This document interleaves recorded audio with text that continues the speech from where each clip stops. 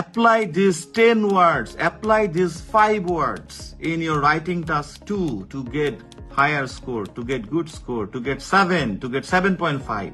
এরকম আমরা ভিডিও দেখছি, কে দেখেছি যে এই 10টি ওয়ার্ড যদি আমরা ইউজ করি রাইটিং টাস্ক 2 তে আমরা 7 পাবো? এরকম কে দেখেছি? এরকম আমরা দেখেছি না? এরকম অনেক আমরা দেখেছি।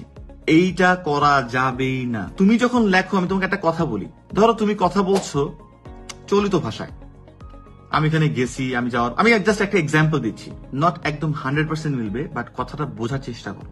আমি এখানে গেছি, আমি যাওয়ার পর এখানে দেখছি, দেখার পর এখানে খাইছি, খাওয়ার পর আমি এখানে চেয়ারে বসছি, হঠাৎ করে আমি চেয়ার থেকে পড়িয়া গেলাম। বুঝছো কথা? তোমার কথা আছে একটা টোনে, হঠাৎ করে তুমি লিখলা আমি এখান থেকে পড়িয়া গেলাম। Does it make sense? Please yes or no. করে না।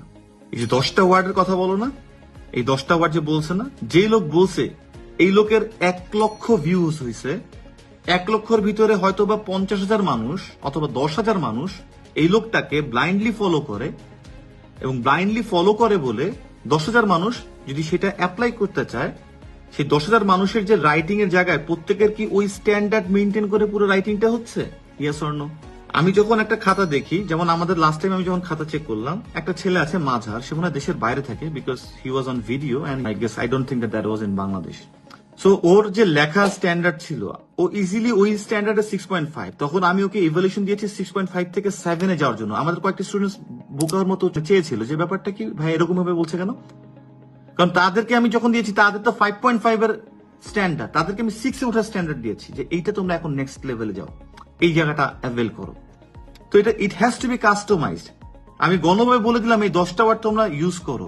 Does it make sense? So we often make those mistakes. We pick those words and try to incorporate in our writing script, and it becomes like massacre. Because why? যে লোকটা পড়বে না, when I read something, I can sense your tone, your word selections, and your level. যারা writing টাস্কের খাতা দেখছে, যেসব টিচাররা, whatever level do you belong, doesn't matter, তোমাকে যদি আমি 2 মাস ধরে আলটিমেটলি সেই খাতাগুলো দিতে থাকি, you will be expert at that, and you know how to do this, because একটা জায়গায় বারবার করতে তুমি জিনিসটা আলটিমেটলি এখন এক্সপার্ট হয়ে গেছো। সো তুমিও জানো যে এই লোকটা যখন এইভাবে কথা বলে, হঠাৎ করে এই জায়গা থেকে যদি আলটিমেটলি এরকম 2-4টা ওয়ার্ড চলে আসে, ভাই এই ফর এক্সাম্পল এক্সট্রিমলি জায়গায় সে লিখেছে ভেরি, সে এইখানেই জানে না যে কিভাবে বলতে হয়, লিখতে হয়, কিন্তু কোন একটা জায়গায় সে এমন একটা ওয়ার্ড লিখে ফেললো যেই ওয়ার্ডের মিনিং এ হয়তো টিচারের ডিকশনারি খুঁজতে হচ্ছে। এটা যায় না। So don't make this mistake.